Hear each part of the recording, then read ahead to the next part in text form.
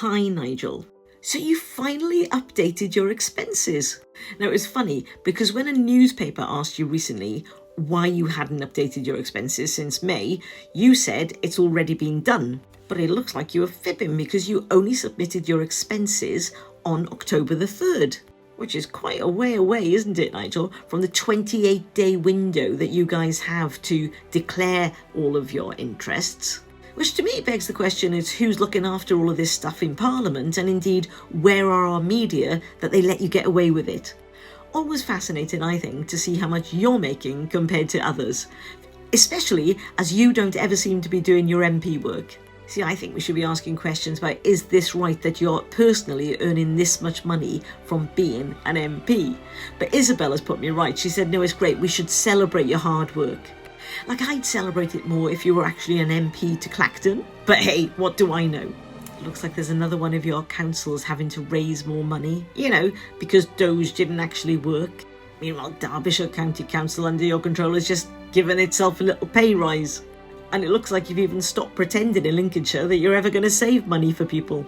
Speaking of money, ka-ching! Here's another little event for you to speak at. Of course, you're all for cryptocurrency these days, aren't you? Whereas I'm old enough to remember when you thought cash was king. Great to see Deputy Dick at it again with his scepticism over sustainable power, because he always likes a little bit of Operation Fear, doesn't he? Like, we're going to have a blackout because it's wind power. Whereas, actually, sustainable power is doing really well, which, in time would mean that our prices come down. But I know you don't want people to know that because you're sponsored by the fossil fuel industry, so shh, I'm not going to say anything. Unelected official Zia is having a little pop at the Tories and saying that they're not the party of fiscal responsibility. Which, to be fair, he might have a point. But I wonder, given that your economic plan leaves us £90 billion short, are you the people to be saying that the Tories are irresponsible? Especially when you keep taking Tories as defectors. With the Senedd elections in Wales next year, which I know you're hoping to win, even though you haven't got a leader in Wales. In fact, you haven't had one since Nathan Gill left. Nathan, of course, is waiting to go to prison for helping the Russians out. Here he is with Deputy Dick, who claimed that he'd never met Nathan. A bit like you, really. But I digress. Suddenly I'm seeing more and more stories like this. A reform person suddenly finding out that people are being pushed other ideologies that don't align with what reform like. I mean, to be fair, I have a huge problem when organisations like yours pick on primary schools just for rage bait, especially when the story's a lie. But this isn't the only one. Here's quite an infamous spreader of misinformation, Peter Lloyd, saying that in the University of Swansea there's now a mosque. But what about the other religions? If only he'd gone to the website and found out.